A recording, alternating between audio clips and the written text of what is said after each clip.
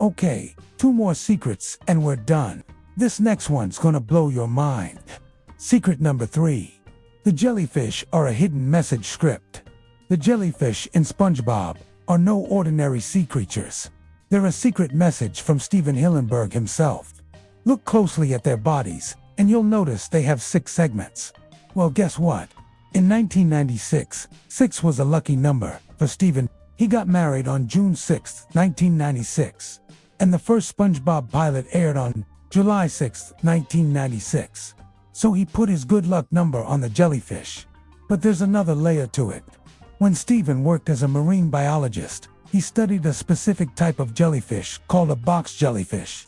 They're found in the Atlantic Ocean off the coast of North America. And how do they move? They sort of pulsate or undulate. And what do they look like? They have 6 segments, just like the jellyfish in SpongeBob.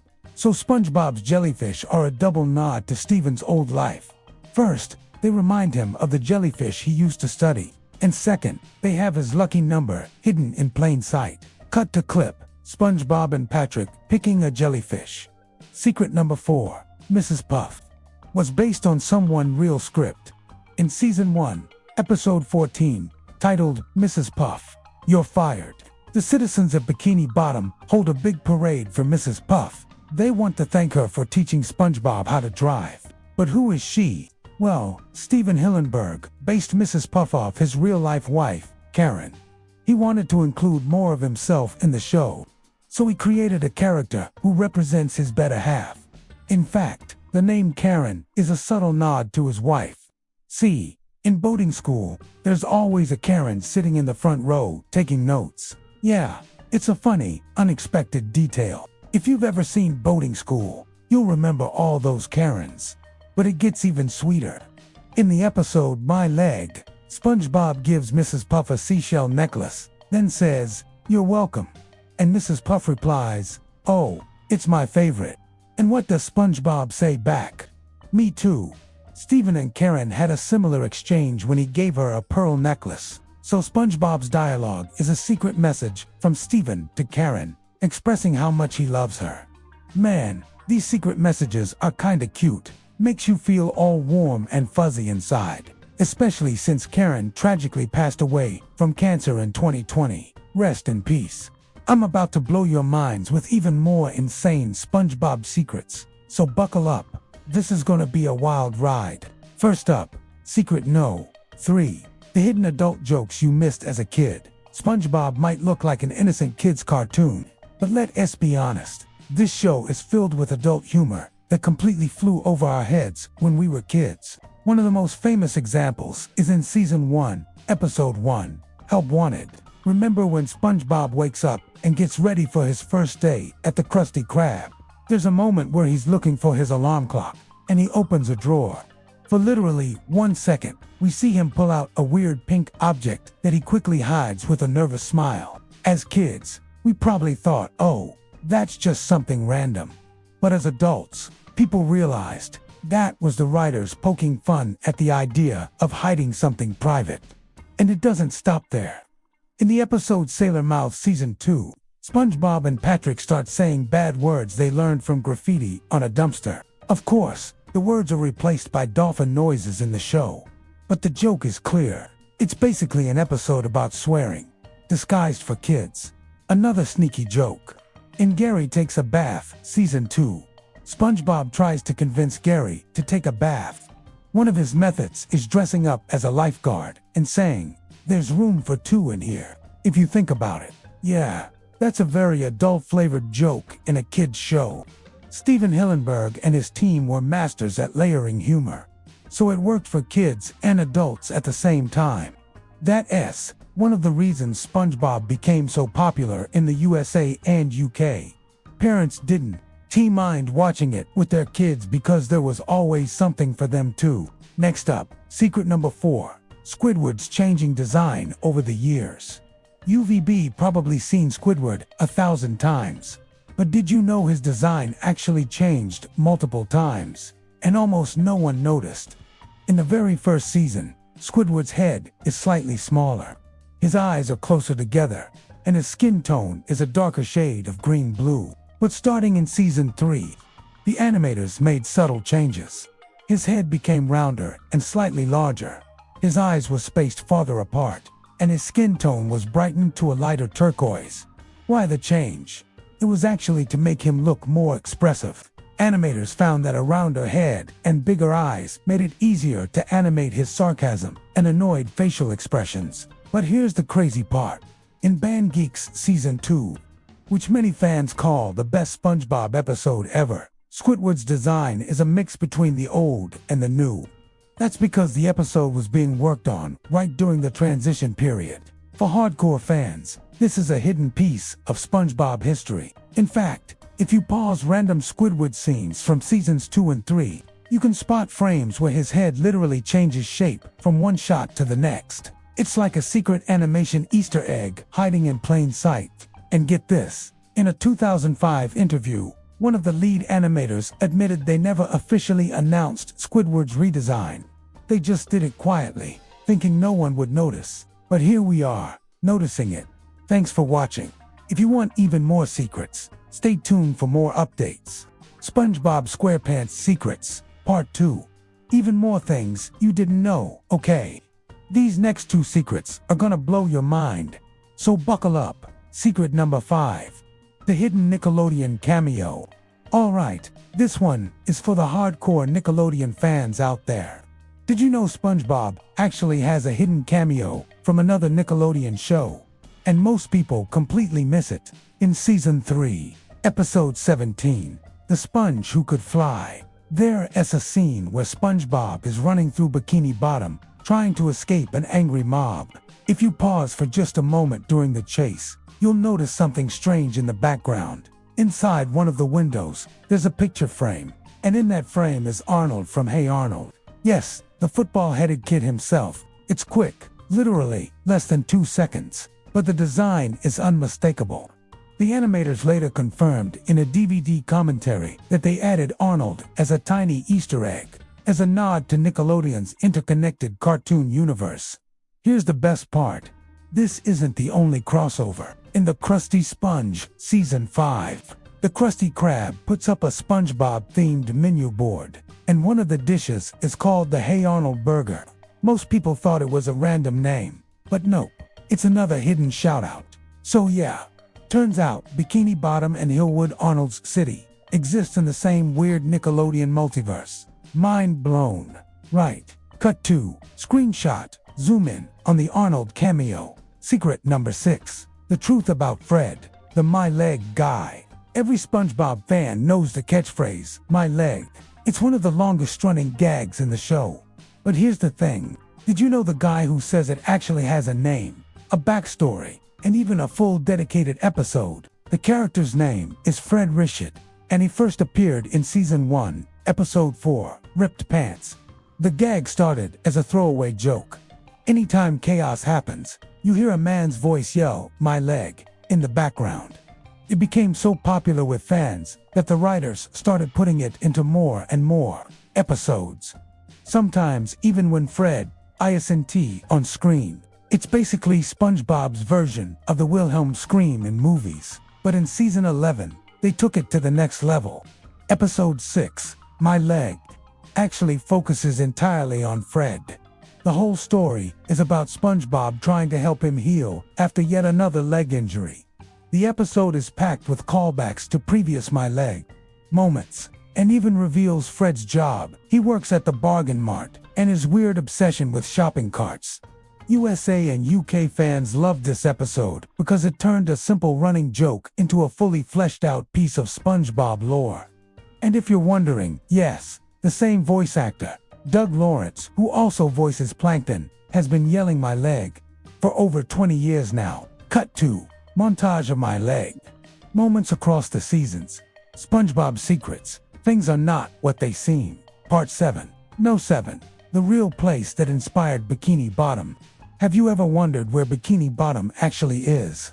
Well, SpongeBob fans, the answer might surprise you. The idea for Bikini Bottom comes from a real location in the Pacific Ocean called Bikini 8. This is a small group of islands in the Marshall Islands.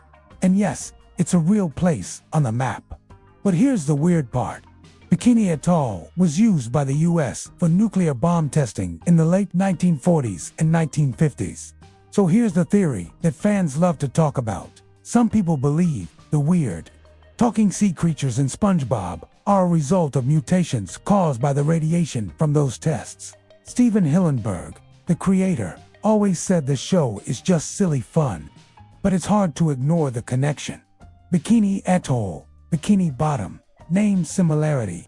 Strange talking sea animals could be a result of radiation. The colorful, cartoonish underwater world kind of looks like a nuclear wasteland. The best part, if you look closely in the intro sequence, when the camera pans down into the ocean, the island shape actually resembles the outline of Bikini Atoll on a map.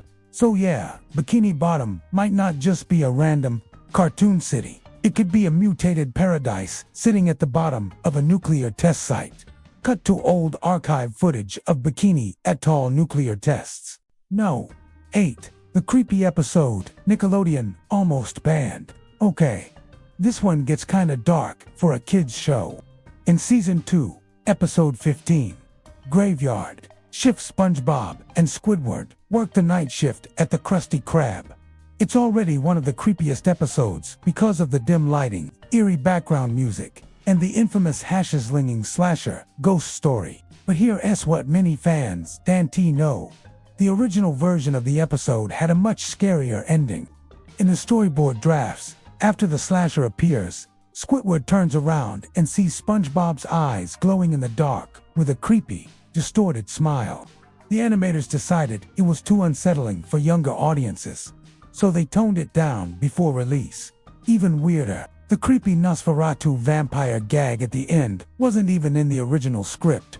They added it later as a joke, but the sudden cut to Nosferatu's smiling face actually scared a lot of kids, especially in the USA and UK, where it aired late at night during Halloween specials. Today, Graveyard Shift is considered a cult favorite, not just because it's funny, but because it pushed the limits of how scary SpongeBob could get without crossing the line. Thanks for watching. Which secret shocked you the most? SpongeBob SquarePants is a cartoon about a cheerful sponge who lives in a pineapple under the sea with his pet snail. What could be more wholesome than that? Well, how about some scary secrets about the cartoon? That's right. Here are 10 hidden secrets in SpongeBob you probably never noticed. Secret No. 1.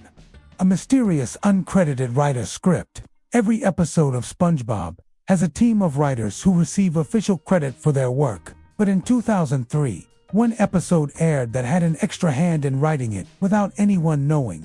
That would be the episode Something Smells Weird, written by everyone else on the staff of the show. This episode is notable because it was also secretly written by Steven Hillenburg. Yeah, the guy who created the show. He wrote this episode under a pseudonym, aka the pen name, to see if the episode would be as good if he wasn't involved. It turned out great, but we bet you didn't even realize it. Secret No. 8. Steven Stiller's cameo script. Steven Stiller is best known for comedies like Dodgeball, The Cable Guy, and Zoolander. But did you know he's also a big fan of SpongeBob? In the episode Imitation Crabs, he actually voiced a character. He was the burger-loving counterfeiter who tried to steal the Krabby Patty secret formula. Talk about range. Secret No. 7. The origins of Squidward script. If you've ever watched SpongeBob, you probably thought, who is that grumpy guy? And then you realized, oh, it's Squidward. But did you know that Squidward almost looked very different? Initially, Steven Hillenburg wanted Squidward to look like a disgruntled octopus. However, he changed his mind last minute and made him a squid instead. So why the change? Well, when designing characters, Steven wanted the color red to be prominent somehow. And since Gary the Snail already had a predominantly orange shell, he decided to make Squidward wear a red tie. As for why he went with a squid instead of an octopus, well, he simply felt it was funnier. Secret No. 6. SpongeBob almost looked different script. We all know SpongeBob as the yellow, square-shaped sponge he is. But did you know he almost looked totally different when first designing the character? Steven Hillenburg wanted SpongeBob to be an irregular shape, like a real sponge. He even envisioned SpongeBob's house as being shaped like a giant pineapple. But as the show progressed, SpongeBob's shape became more solidified into a square. As for why, well, according to Steven, it just made him more appealing as a character. Secret no. 5. There are real-life Mermaid Man and Barnacle Boy toys script. In the cartoon, Mermaid Man and Barnacle Boy are a beloved superhero duo from the days when humans roamed the oceans. But did you know there were real-life toys based on the superheroes? Unfortunately, they weren't released to the public. These prototypes only saw the light of day in one episode. The first day, they appear on the shelf of an antique store, which means they were never produced or sold to the general public. Secret no. 4. A mysterious lost episode script throughout SpongeBob's run. There have been multiple lost episodes that have yet to surface. However, one stands out among the rest for its mystery. The episode, which was supposed to air in 2002, was called Squids at the Disco. It was heavily promoted on the show's official website, complete with a synopsis and images. However, it was never broadcast and has never been seen since. Most fans believe it was scrapped due to 9/11s, as it contained imagery of a calamari club that was deemed too similar to a certain terrorist organization. Secret no. 3. Bikini Bottom is radioactive script. In the episode Dying for Pie, a blinking dome sit detail connects SpongeBob to actual world history at around 3 minutes and 25 seconds. When SpongeBob is standing in front of the Krusty Krab's back wall, you can spot a framed picture in the background. It looks like a simple painting of a tropical island. But fans who zoomed in noticed something chilling. It's a stylized version of an old 1940s aerial photo of Bikini Atoll, the same location where the US conducted nuclear bomb tests. Now, here's the kicker. That exact photo is publicly available in the US National Archives. The SpongeBob art team didn't just make it up. They literally traced over the real historical image and painted it in the show's style. Why? Well, maybe it was a fun Easter egg. Maybe it was an inside joke about Bikini Bottom's origins. Or maybe it was a nod to the conspiracy theory that SpongeBob's world is the result of those nuclear tests. Either way, it's one of the rare times SpongeBob's bright and happy world has a direct connection to something from real history. And most people never even notice it. Secret no. 2. The controversial origins of the show script. Did you know that before Nickelodeon picked up SpongeBob, it was almost owned by a different network? In fact, the executives at Disney actually turned down the opportunity to buy the show. However, after seeing how successful it was on Nickelodeon, Disney immediately regretted their decision. After all, they did order a few episodes of their own. However, they weren't quite as good as the originals. Secret no.